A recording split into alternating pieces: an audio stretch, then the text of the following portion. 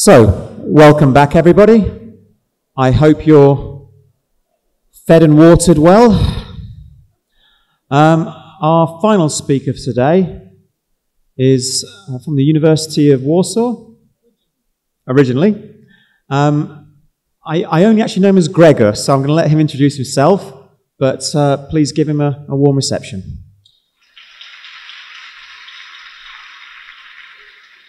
Thank you for this very complex introduction.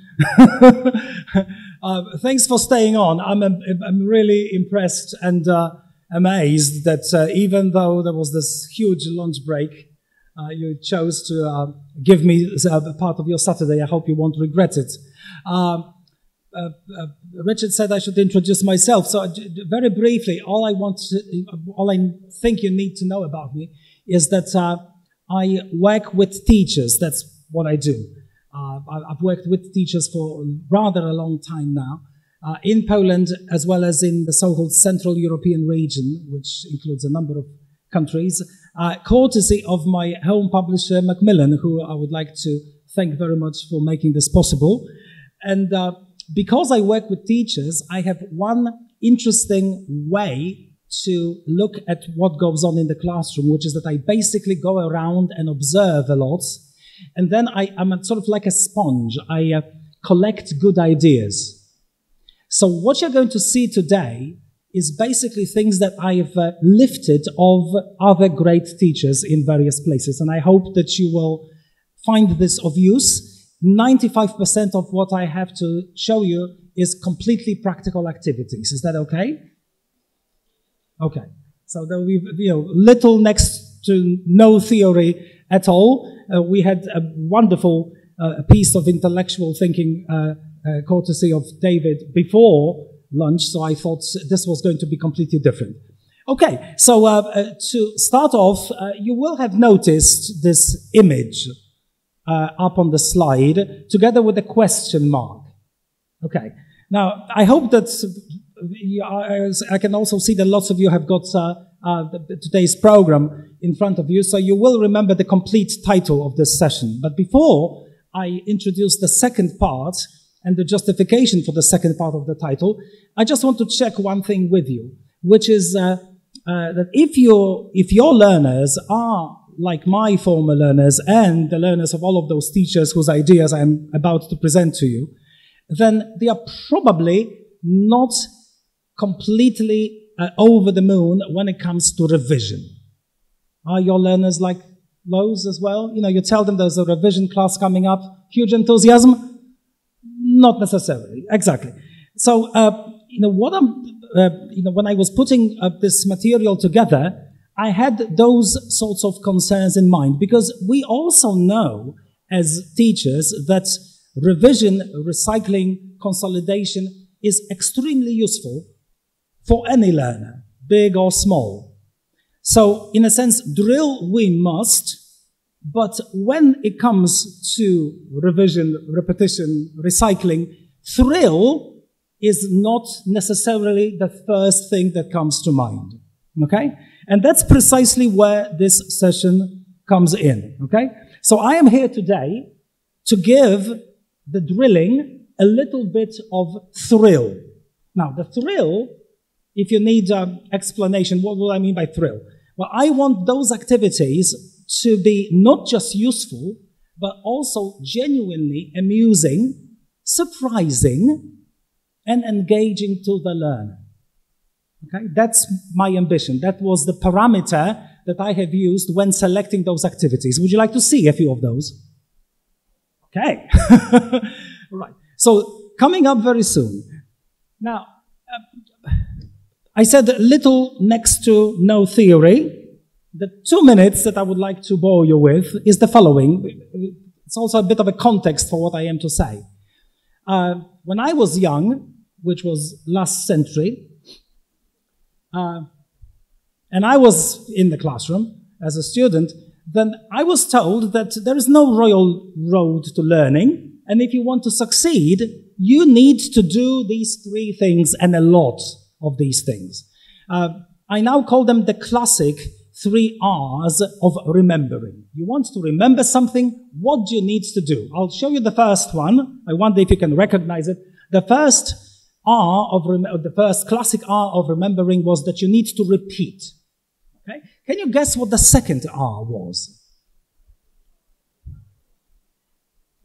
But don't try to be too creative, because the second R actually was repeat some more. And I would be very surprised if you couldn't guess the third R. What was it? How did you guess? Yes. So the classic 3 R's and the kind of story behind them was, if you want to succeed, you just need to really put yourself to it. You go through it the hard way. Now, why am I saying all of this? Because we have learned since then. It's next century after all. Okay? The science of learning has progressed from that time.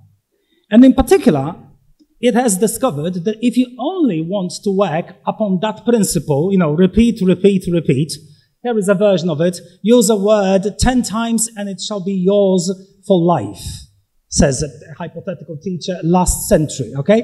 And there is this smart-ass student in the back row thinking, yeah, right.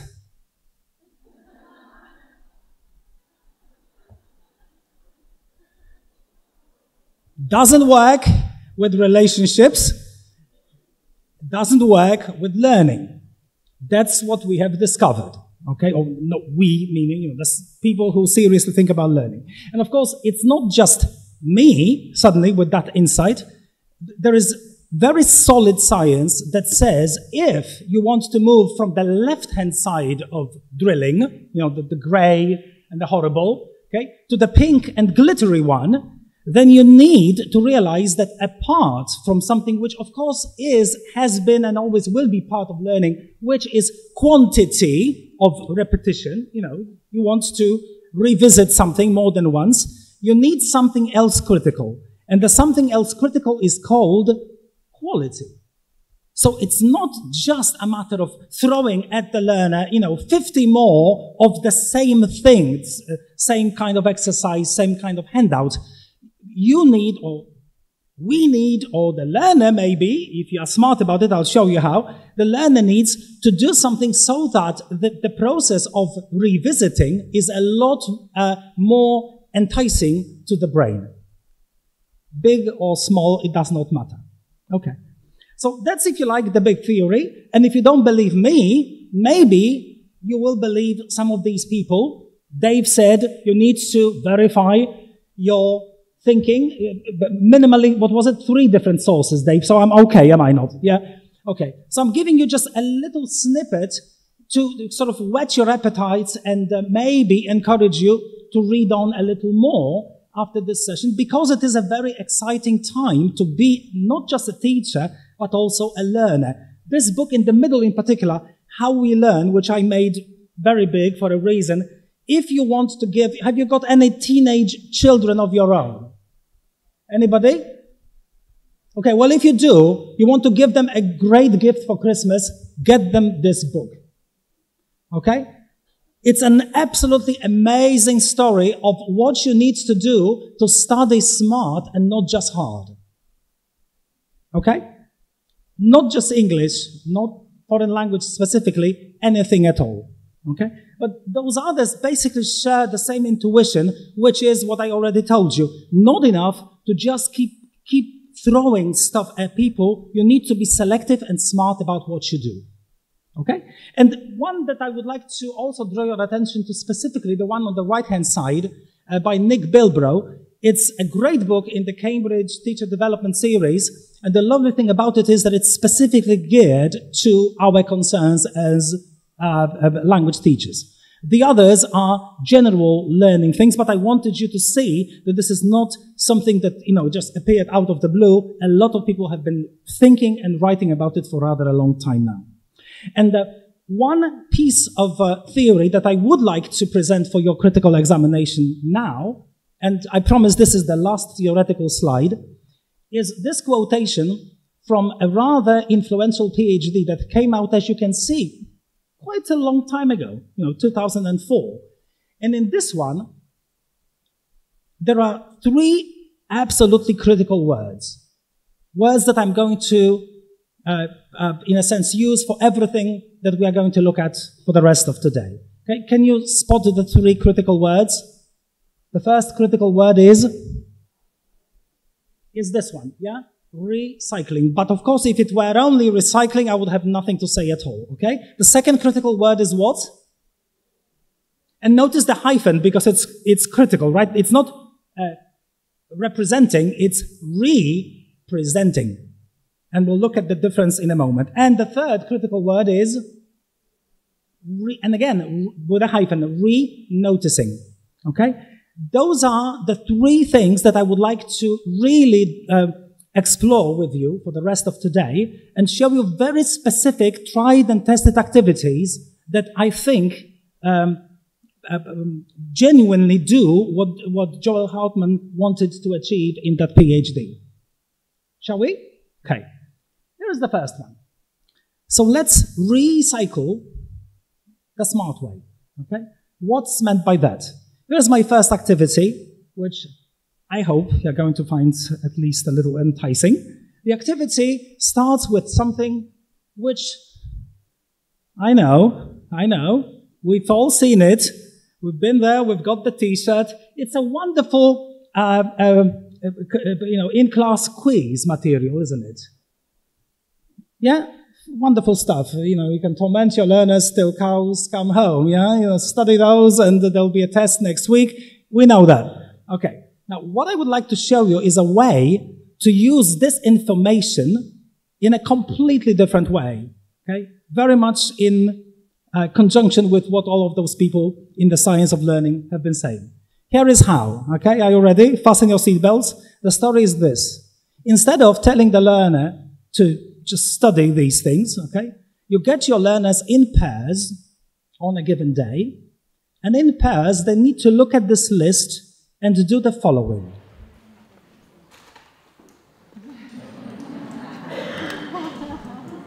Now, I like the laughter reaction from some people, because it's quite surprising, isn't it? I mean, after all, you're telling the learner, as the name of this activity suggests, to remove some of the precious knowledge from that list. Are you with me? Okay, which 7? Now, let's talk about this. We are amongst friends, and I hope there are no language learners here. Okay, so my question to you is, with your learners, which ones would they choose? If they were to eliminate the 7, would they eliminate the easy ones or the difficult ones? The difficult ones. Why? Well, because they are smart. Yeah? If you give the learner a chance to say, well, let's not worry about the ones where all 3 forms are different, they are going to go for those. Okay, but here is the key moment. The key moment is this. Before they can decide which are the difficult ones, what do they need to do? They need to revise, right? They need to go over that list, and something very significant, they have to make the decision between the 2 of them. Which ones they nominate as the ones they do not want. Are you with me on that? Do you think this is the end of this activity? No, not quite. What you do next, you put them into groups of 4. Okay? And you tell them, all right, so pair number 1 has got the 7, and pair number 2 has got another 7, because it's almost impossible that out of this list they're going to choose exactly the same 7, right?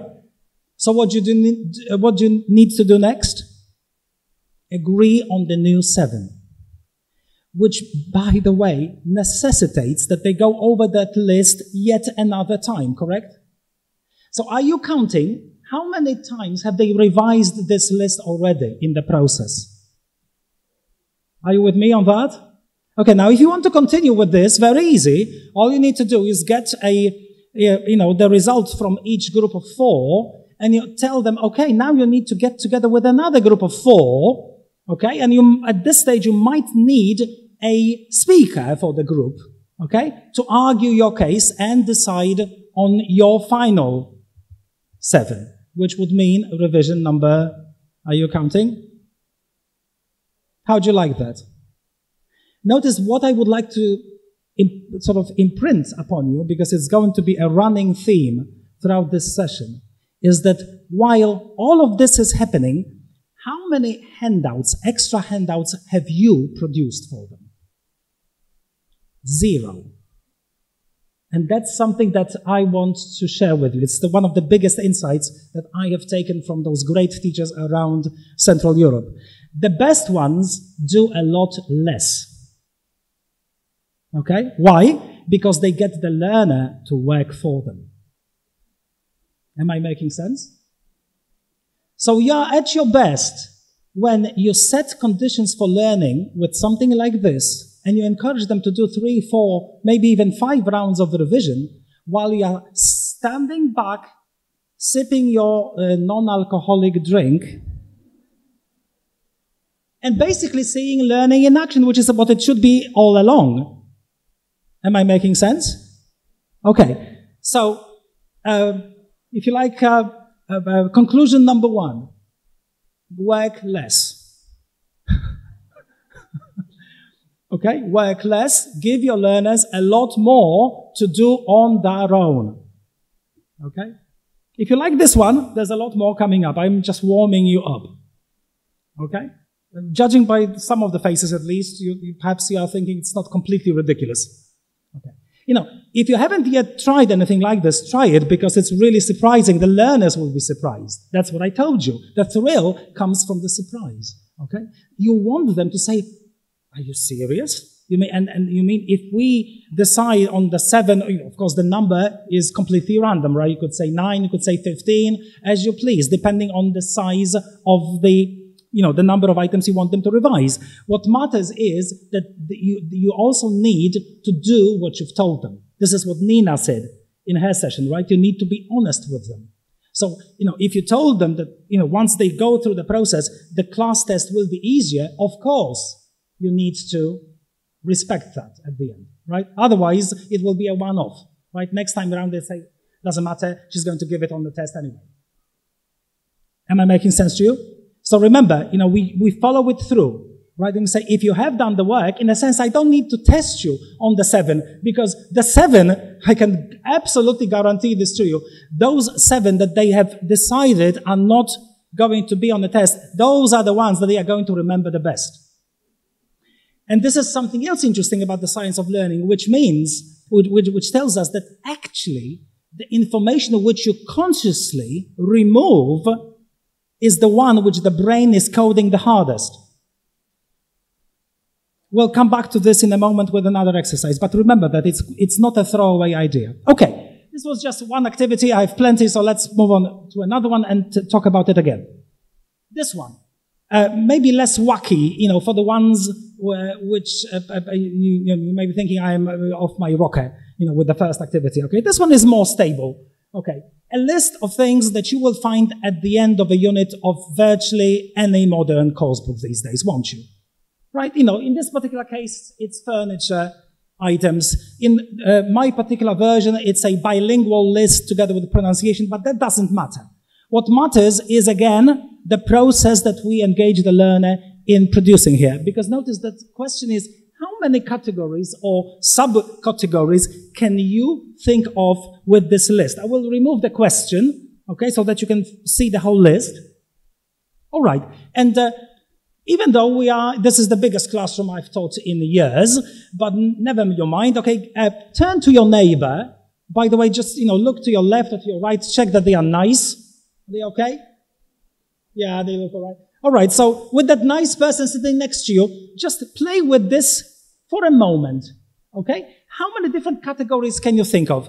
Shall we have a couple of examples together? So out of this list, there could be, for instance, things that are made of metal. Is that a category? Okay, can you give me a few more very quickly? Okay, well, if it's made of metal, then probably some other materials as well, like wood. Okay, so you know what to do, right? But don't just think about what are they made of, all right? Turn to your neighbor. Let's see how many different categories you can come up with in about a minute. Let's see.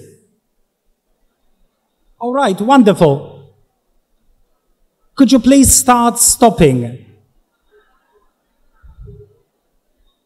I know it's not easy, but I'm incredibly happy. I mean, when is the last time you saw a room full of users, learners, getting excited about a list of furniture.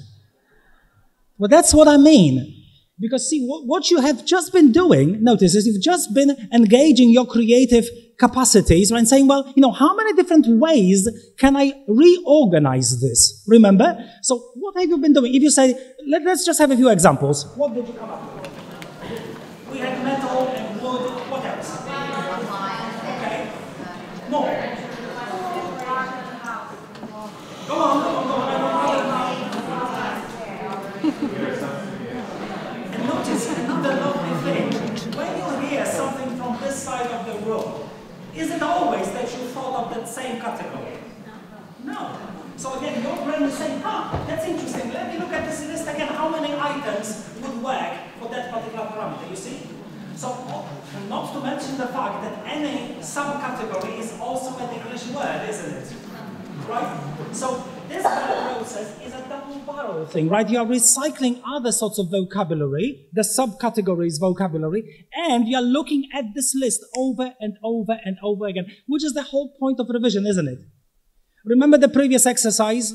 I mean, honestly, if you follow it through, as I told you, and you give them those 3, 4, 5 rounds of revision, in all honesty, you might as well give up on that test. Because they will have revised that material already. So unless you need that test for, if you like, administrative purposes, in terms of pedagogy, you've done your work already. And same here, just by giving them a reason to process and deeply process that list, you're encouraging them to do the hard work that they otherwise would spend time at home looking at and probably actually scrolling things on Facebook along the way, or TikTok or whatever it is that they are scrolling these days. Am I making sense to you? And, I'm giving you an example which is, relatively advanced in terms of the number of words. But I want to show you, are there any teachers of younger learners in the room? Okay, so this is not something you only start when they are, teenagers already. Look at this example, for instance. Okay? Any beautiful input page, which a lot of great course book units begin with these days, right? This one is a lovely example from Academy Stars. Okay? I'll make it even bigger. Sorry. Yeah, that's the biggest I can get. So look at this one here now. And again, for just a minute, with a nice person sitting next to you, remember, how many different categories of things would a child see in this picture? Okay, make them children's categories, nothing too advanced, but still, I'll just give you a moment. I'm guessing more than 1 or 2.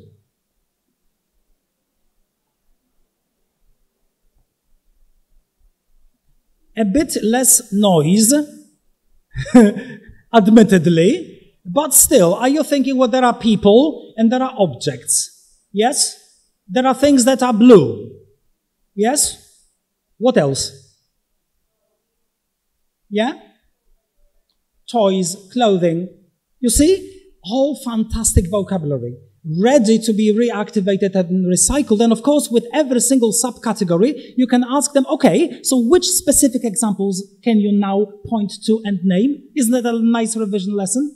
Completely different from the way that they normally recycle things, just because they have a fantastic picture that organizes that unit anyway.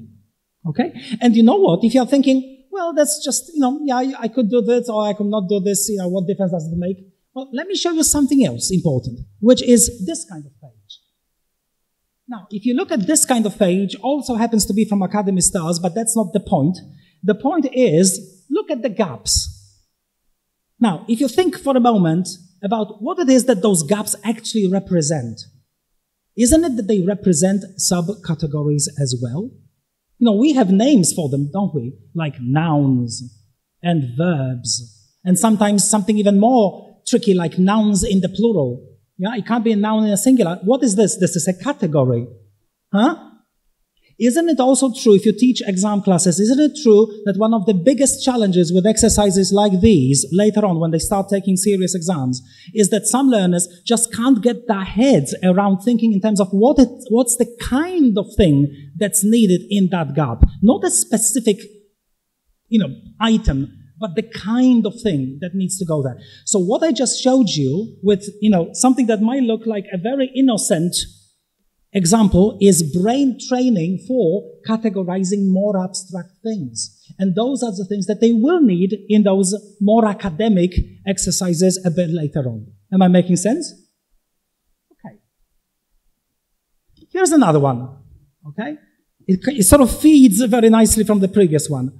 We said, okay, so there are umpteen different categories of words in just about any collection, any photograph, any picture, etc. What else can we do with those words once we've identified them?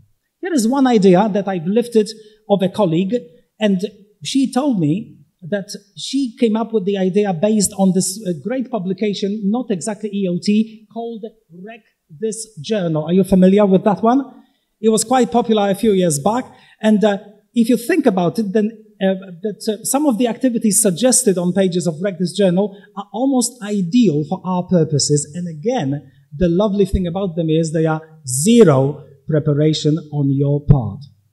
Like the previous one and the previous one. Would you like to see this one?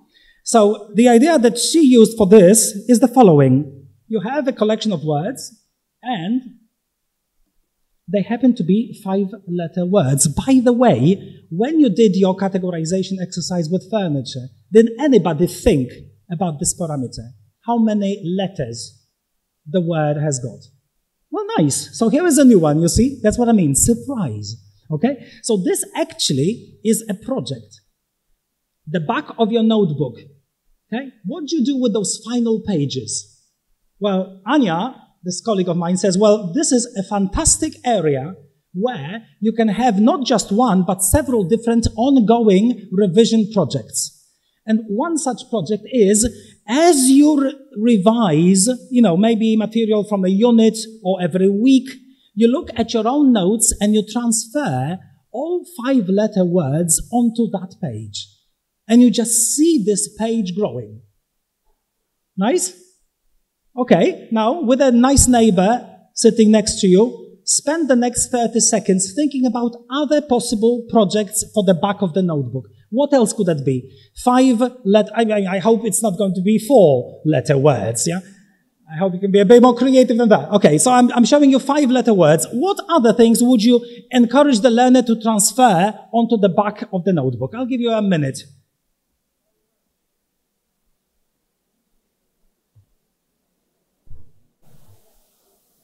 I heard at least one great example already, which is parts of speech.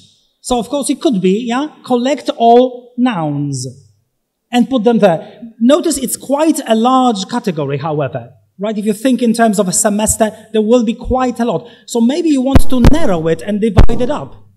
Yeah? So let's say other ideas. Anything else that would work? Oh, that's a lovely one, isn't it? Yeah. So what matters is, again, those categories could come from the learners themselves. They don't have to come from you. I know.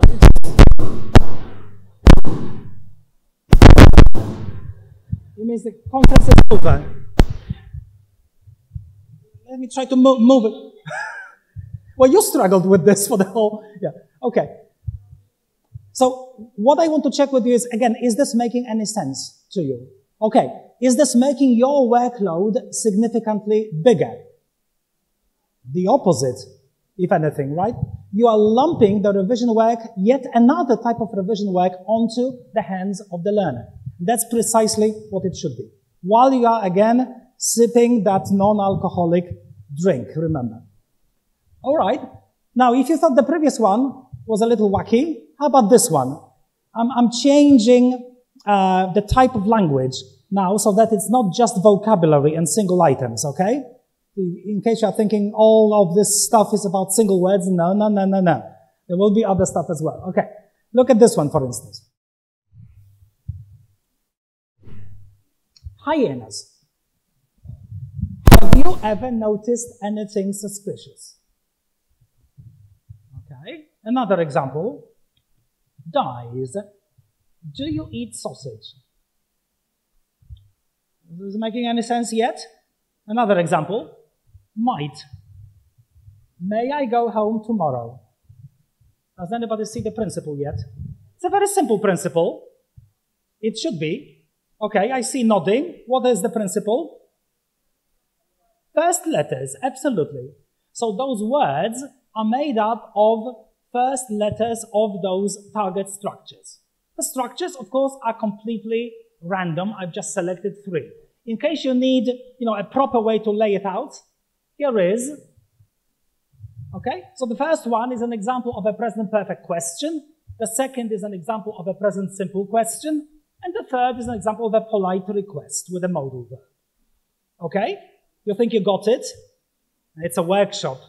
So first of all, can you still remember? Hyenas, what was it? Have you noticed anything suspicious? Okay. Dies. Okay. And the last one was might. Okay. That's what you do with the learners. You need to take them initially through the procedure, right? So what happens is you have some of these, okay, and you need to remember the target structure. That's the whole point. You are recycling some of the precious language that you want them to concentrate on, and possibly through speaking, which is always lovely, isn't it? Okay. Now, where do we take them from here? And where is the thrill in that activity? Well, the thrill is when you reverse the procedure. Okay? Initially, yourself, because again, you need to give them a little bit of help, but only initially. Okay, so here is a challenge for you guys, okay? And again, 30 seconds with that lovely person next to you. Look at the top. What is a possible polite request that, has the following acronym? Cities. Cities. A polite request with that, the first letters make the word cities. Try it with a neighbor. Try it a few times. A polite request.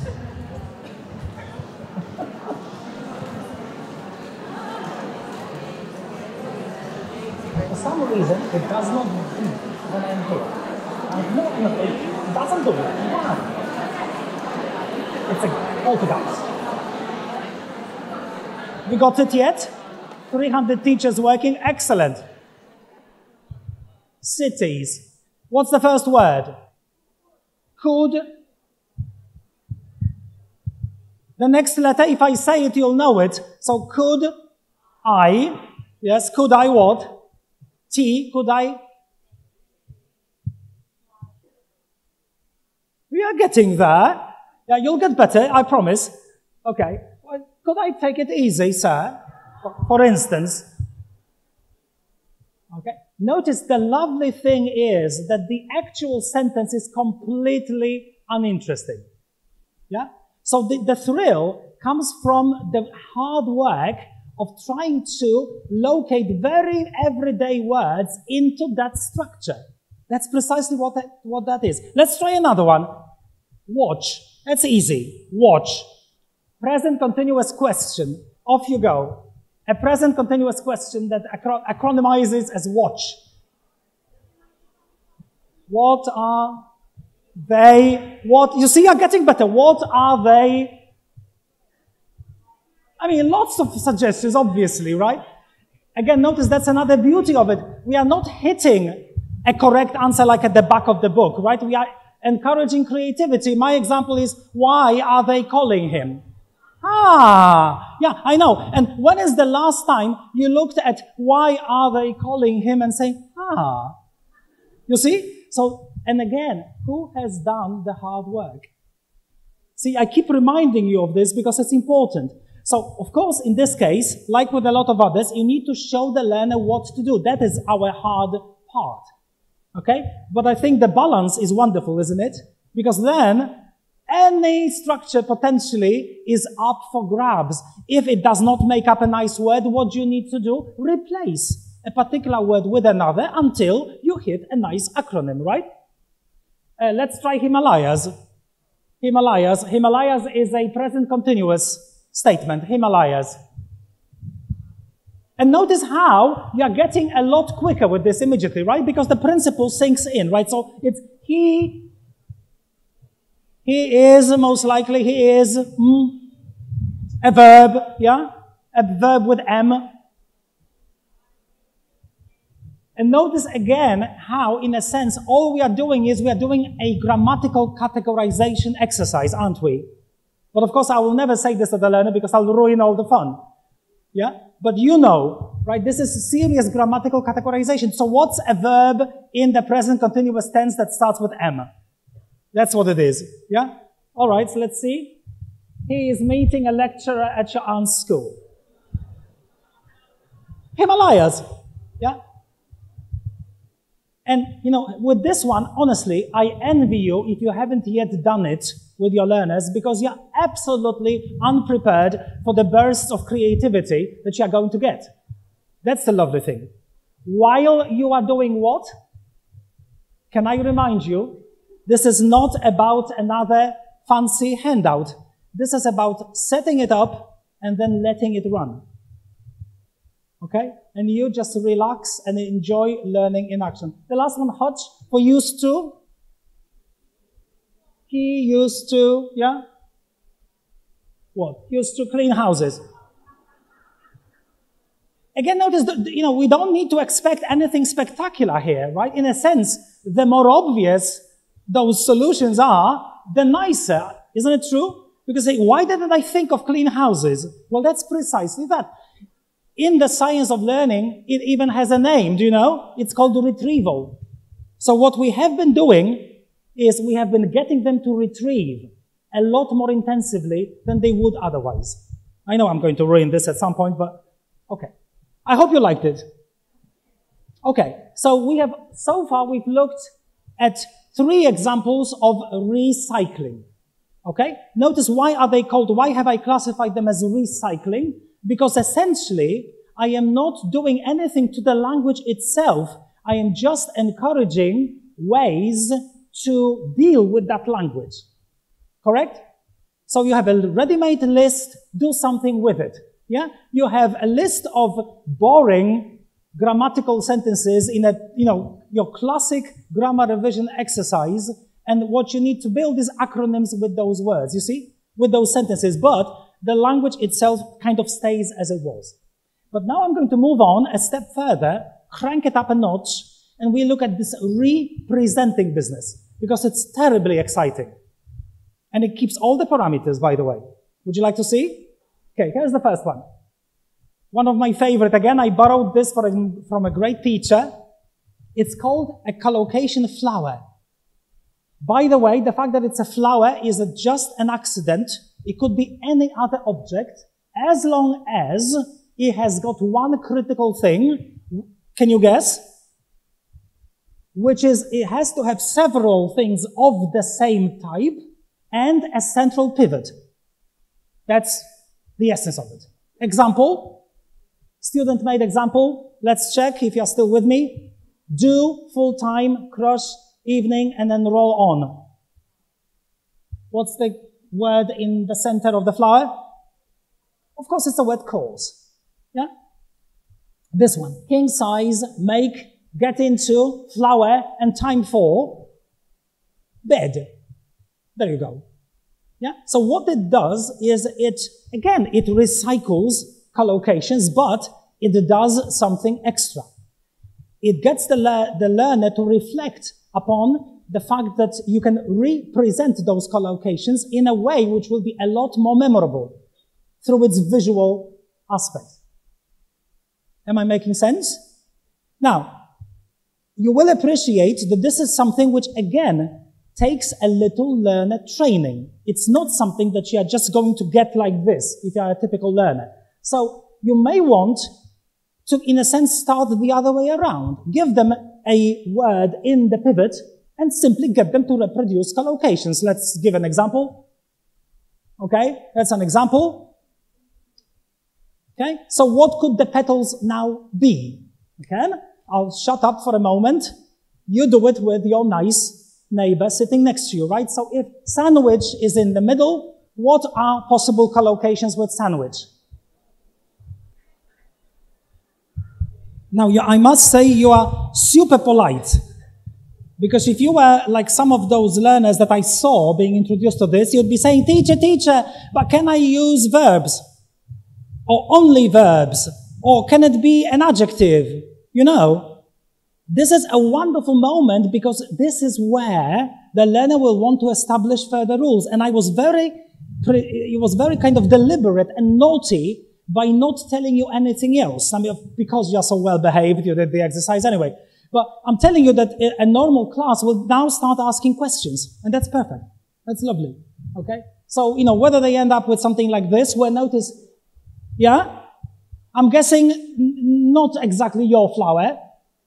That's another beauty. How many such flowers are you going to end up with if you have a group of 20 and you divide them into pairs? Well, you'll get 10 different versions of the same thing. Isn't it lovely? Now, what if they can't think of the collocations themselves? Well, you tell them, well, you go over all the notes you have got. Your units in the course book, that's precisely what it's for. It's not suddenly hidden knowledge, right? Use all the resources you have got and make it as beautiful a flower as you can. Make sense? What happens to you while they are trying busily to fill those petals? What are you doing? I keep reminding you because it's important. You do less and they learn more. That's the whole trick. Okay? You set a great activity up and then you just sit and work. If you thought the previous one was nice for representing, how about this one? It's called a word formation haircut. A word formation haircut. Okay? Let's talk about it again. It's a feat of genius, not mine. I lifted it from another wonderful teacher, I told you. I am like a sponge. Okay. Now, what could we do with this? Okay, so, a pair of learners gets a collocation haircut like this. And what do they do with it next?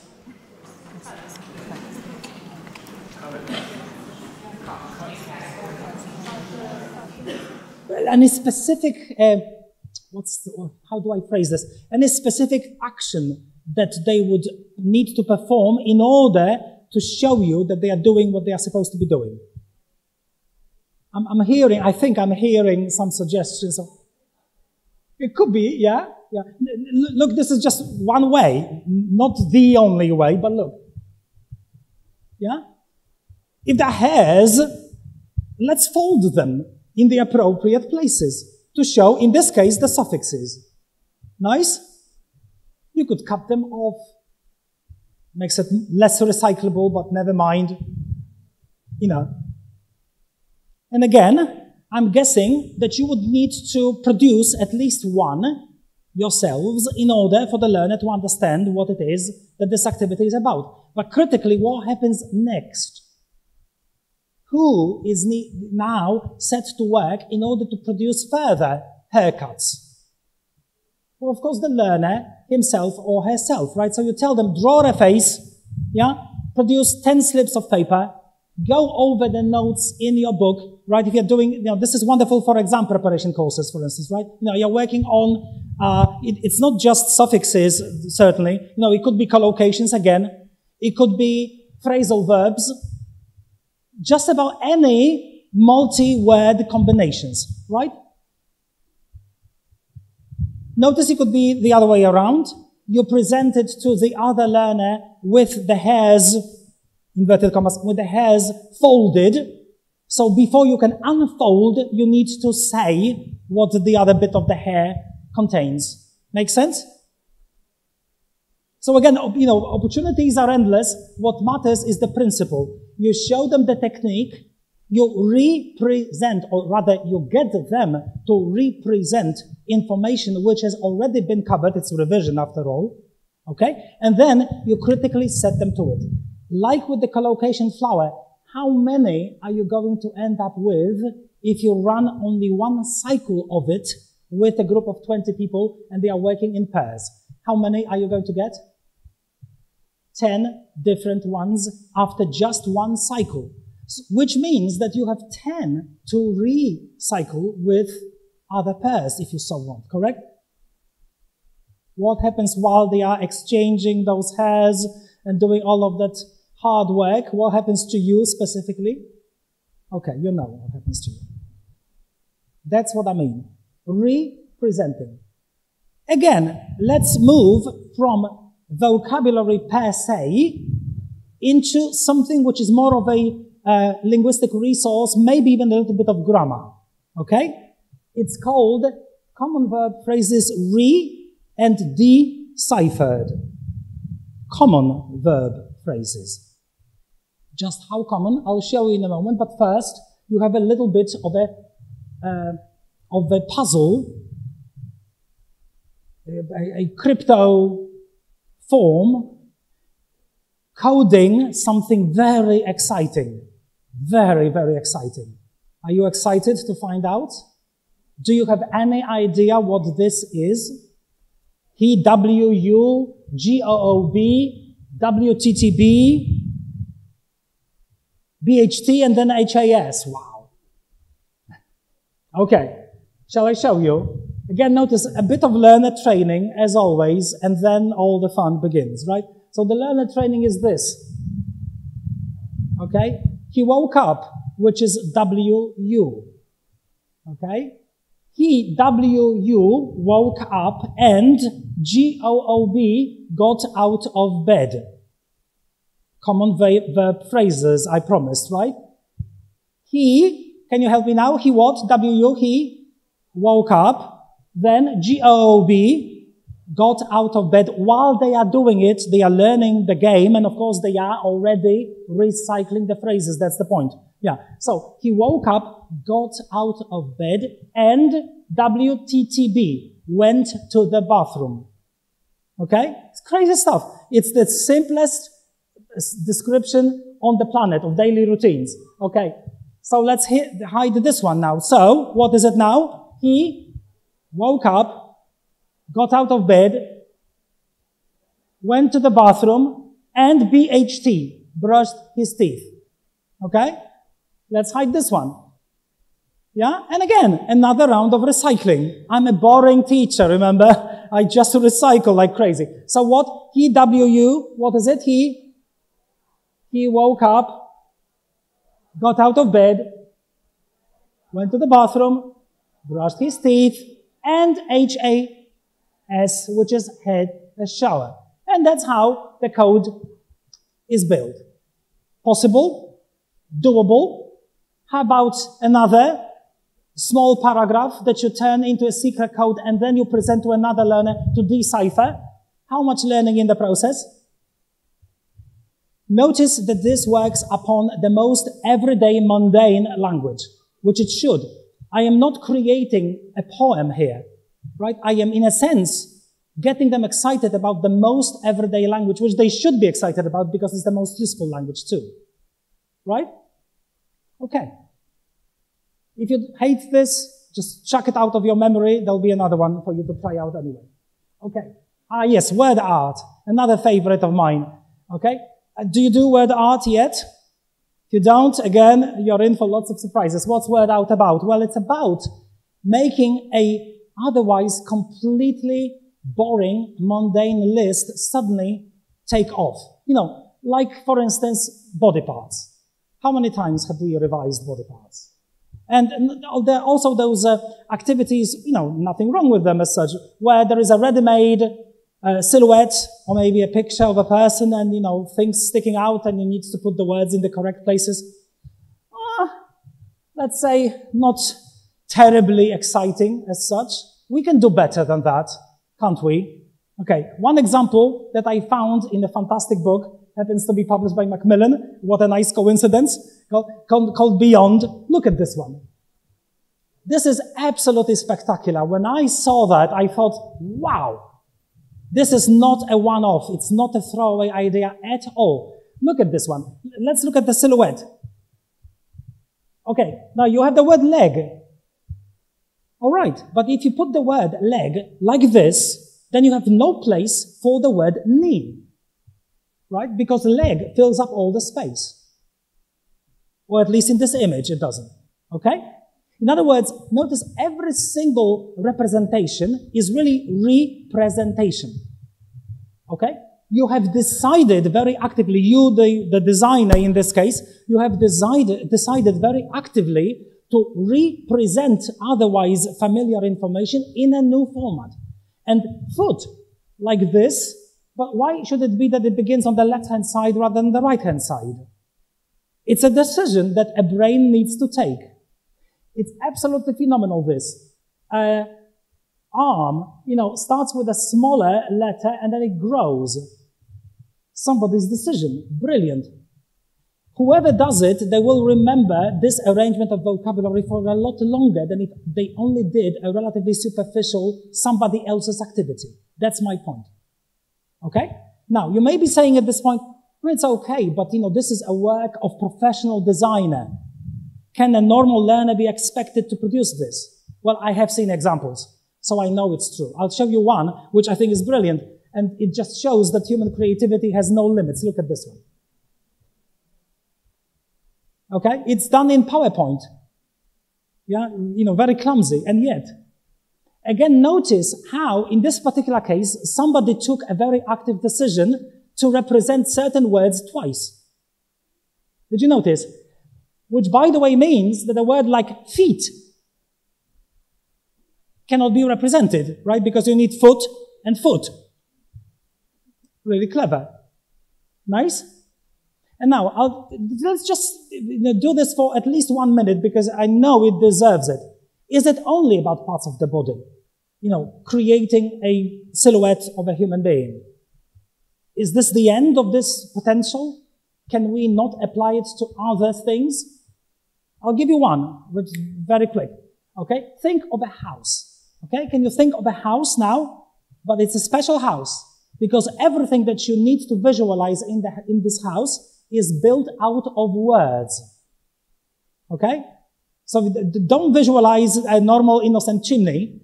If you are thinking chimney, it needs to be built out of letters. So we need to decide, is it like this chimney?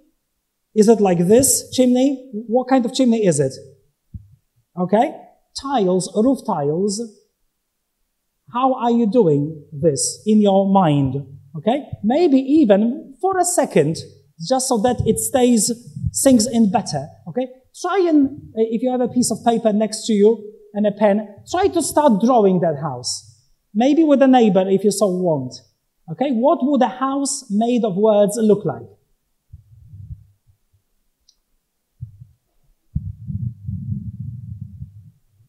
It's an act of recycling representation.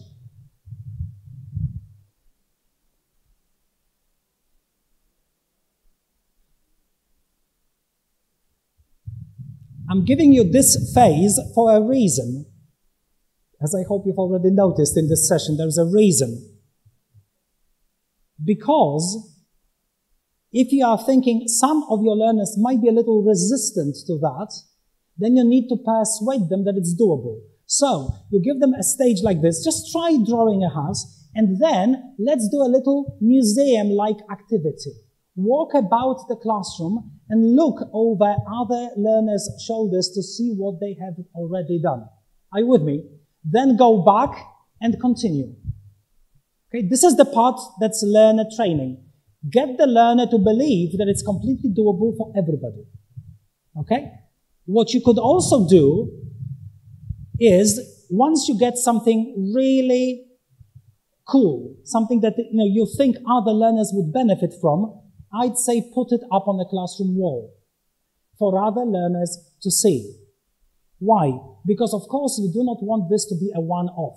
If you only do it once a semester, it will be a fun lesson, but it won't change much in the way that they recycle. Am I making sense to you? So what you usually want a repetitive technique, right? You want to revisit this maybe every unit and say, okay, so we've covered another unit of work. Now it was means of transport and environment. So let's now have a session where we will be drawing images out of words again.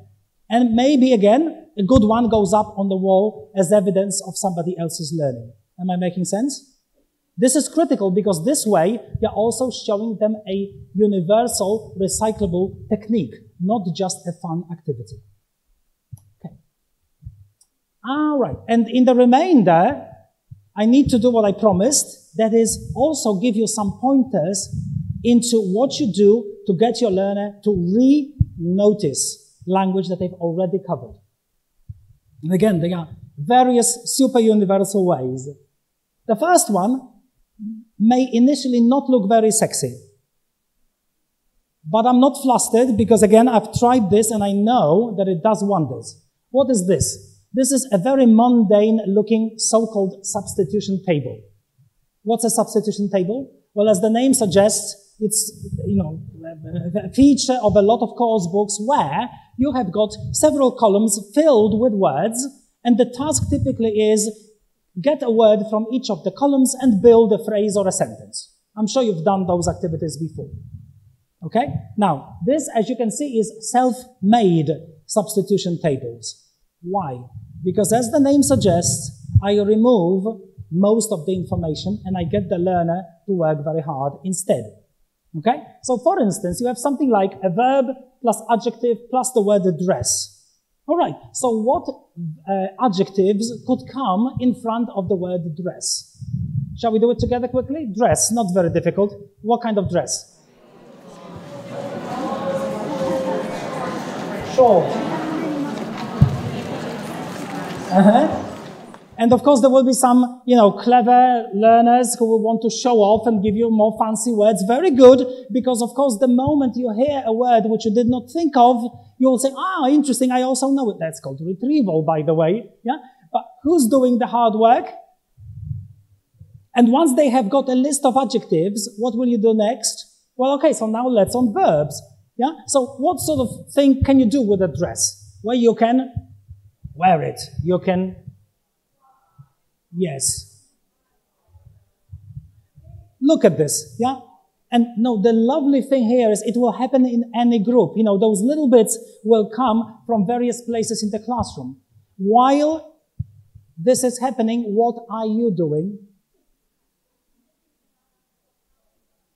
You're already in your teacher's room, not even you're drinking something else completely. Yeah, absolutely. Okay. So notice that instead of presenting the learner with something ready-made, where the activity is on me, okay, I am saying to the learner, no, I believe in you, I know that you have those words inside you, so to speak, okay, and I need you to retrieve them. Of course, I will not be giving them that speech, okay, I will just give them a good activity, but you know why, okay? And it's amazing how things will crop up that, of course, a particular learner would never have thought of himself or herself. That's precisely what this activity is about, collective wisdom.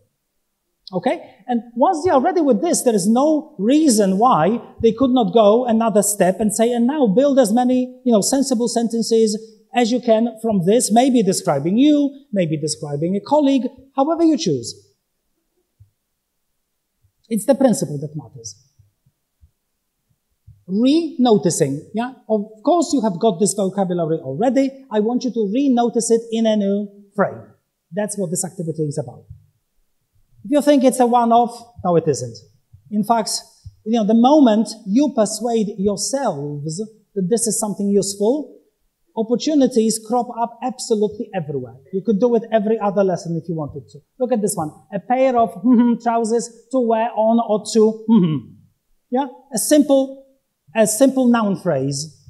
Potentially 2 beautiful slots for this kind of self-made substitution table. How many different adjectives can you think of in front of trousers? Yeah, that would make sense. How many places can you think of in order for the whole phrase to make sense? You see? Isn't it nice? Look. And of course, at some point, inevitably, there will be a clever one who says, can I use a noun? Well, in English you can. Cotton trousers. Yeah? So, a bit of extra learning, recategorization that we talked about before.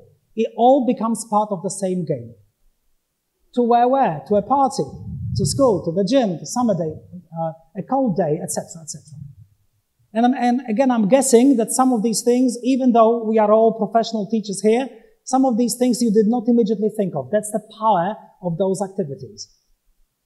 And remember again, all you need to do is throw a frame like that at them and let them work with this for a few minutes while you are sitting that non-alcoholic drink. A warhouse in at what? Look, I'm showing you the end result. Of course, it will always be different. That's another beautiful thing. Always different. If they are higher level, you'll get more advanced options. Fine. If they are elementary level kids, no problem. Nothing wrong with having just colors here. It will be a way, what kind of dress, red, blue, green, fine. I don't mind. It's still vocabulary which you are re-noticing, and I am very happy for you. Okay? Big dress, small dress, short dress, doesn't have to be rocket science at all. Okay. And again, you throw an extra something if they, if you feel they feel strong enough, like I really need, build more language. Recycle it through your mouth. That's the point of the exercise. I'd like to live in. Notice this is really everyday stuff. I mean, what could be more mundane? And yet, because of the way it's done, it entices the little brain. If you thought that the previous one was a little unusual, how about this one now? It's called dialogue rejumbling. If it's a rejumbling, then of course it needs to be jumbled to begin with, and the jumbling looks like this. Now take a quick look. What does this even represent?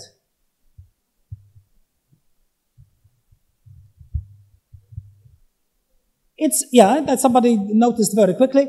It's just words written in alphabetical orders as they appear in the beginning of this dialogue. It's not even a complete dialogue from the book, okay? In fact, it's as much as I managed to squeeze on a slide, and make the letters halfway legible for you, okay? Notice some of the words or small phrases appear more than once because they appear more than once in the dialogue, okay? So how long do you think it took me to do that original scrambling? A few minutes. Yeah, it did. This is my preparation of this activity. But again, fasten your seatbelts, you will see what it does. Okay? So all the learner has got is the words that they are familiar with, because of course this is not a new dialogue, you appreciate. We are talking about revision, recycling, etc. So they studied this. You may have done comprehension work on it. Whatever was, part of your teaching plan. Maybe a week went on, since. And then what happens to the dialogue? We notice in a normal situation, this dialogue is wasted, isn't it? Dave, someone like Dave. They spent hours and hours of their life cooking those wonderful dialogues. You see? And then, don't you want those dialogues to be revisited as much as possible? Of course, he says. Well, let's.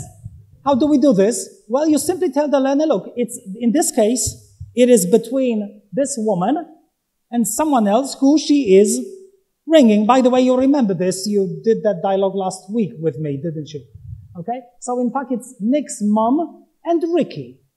Nick's mum is calling Ricky, and she says something to Ricky, to which Ricky responds.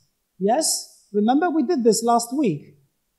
Teacher, I forgot. Well, excellent. You have all the material on the left-hand side. And in fact, I'm giving you a helping hand because I'm nice. I have already crossed out the things which you will need to start that dialogue. Do you see the learner training?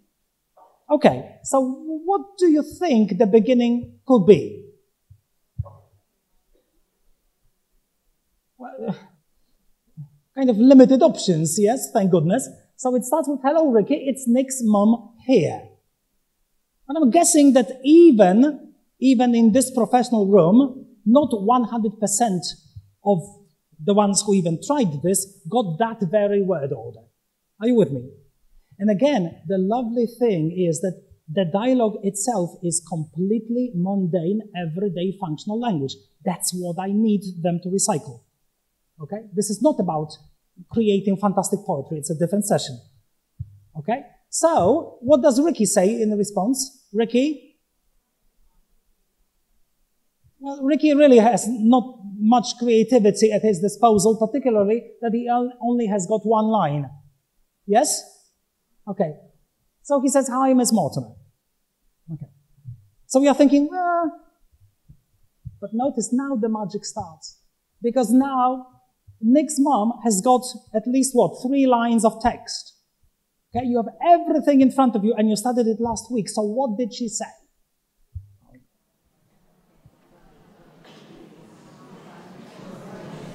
Look at this and tell me what it could be.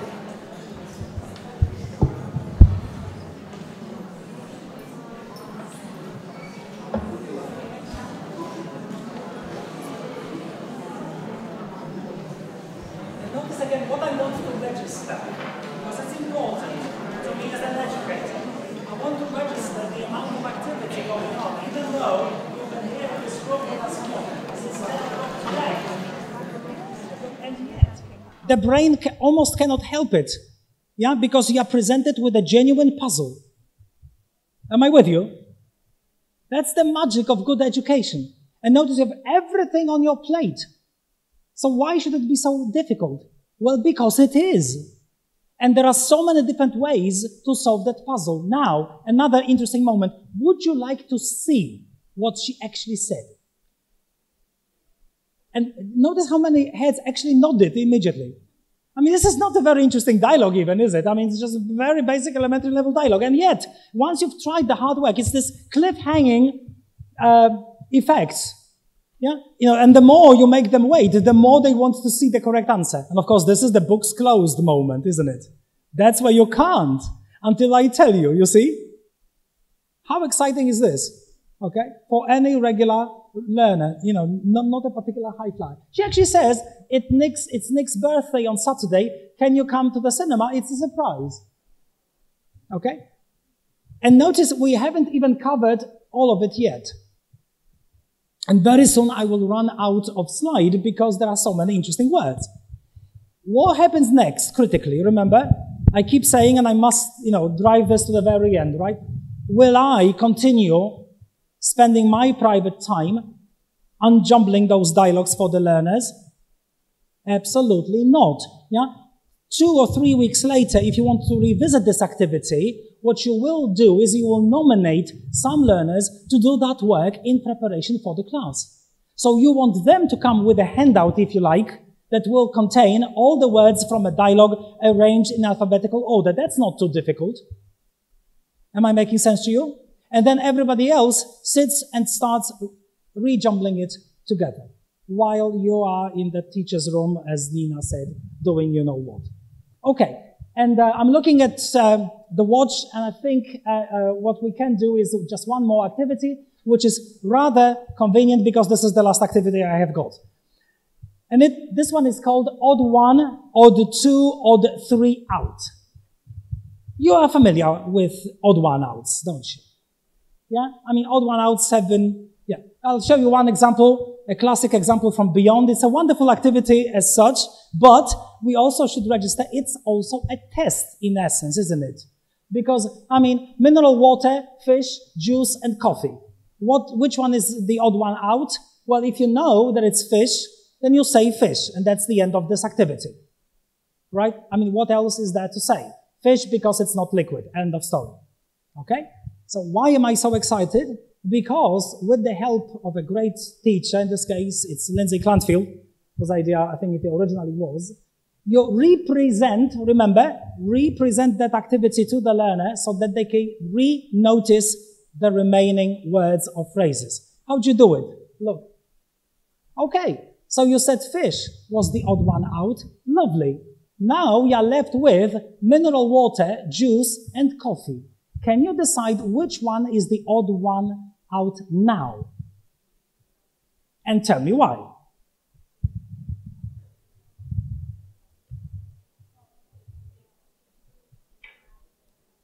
Well, I hope you can see that this is a wonderful illustration of Dave's session yet again. It's a classic critical thinking activity, isn't it? All three will work, depending on which justification you provide. Yeah? It's coffee because it's the only one hot. Yeah? Ah. Okay. Why would it be juice? Well, the only one made of another. Yeah. Why is it water? Because it's transparent. You know, and so on. And of course, I'm only giving you 3 possible explanations out of many. Now, again, notice this one is lovely because, again, it's completely open-ended, right? You remove the one which is obvious. I'll go back to the previous list. Banana, egg, apple, and orange. Well, of course it's egg Yeah, that's the easy part. Now, which one is different and why? You're left with banana, apple, and orange. Argue your case. Wow. At 3:30 in the afternoon on a Saturday. Okay. You got my point. Yeah? Again, re-noticing a language which is otherwise completely memorable. Yeah. Okay. Now, I need to finish. Oh, sorry. No, I couldn't. Yeah. If you think it's only vocabulary, no. Look, grammar, another great teacher who adapted this activity and said, well, look, which one is the odd one out now? And once you remove the one which is obvious, how about the second one? And what is your story? You know. So it can be done on any grammatical structure as well as on a piece of vocabulary. Nice? How much preparation? Okay. I think I've made my point. Okay. So to finish off, remember the 3 classic R's of remembering? Remember? Yeah. We don't want that, do we? Yeah. We are smarter. We've learned the good way, yeah, from the new science of learning. And we know that what we have instead, remember, is what? Recycling, representing, and re-noticing. Absolutely. Yeah. And they really need to be reloaded. Okay. So it's not about replacing them. It's supercharging them. Okay. In order for the brain to work. So I will say it again, since some of you are taking photographs. So what you want to take away is this: recycling the new way, representing the new way, and re-noticing language the new way. Okay? I say reloading, and I've chosen the word carefully. So to say goodbye, I haven't had a lot of quotations, really, in this session. So I just want to finish by saying that, when you talk about teachers, you sometimes think like we should have this, shouldn't we? Yeah, with some of those learners and some of those classes. Well, we don't, but we have something else, maybe better, which is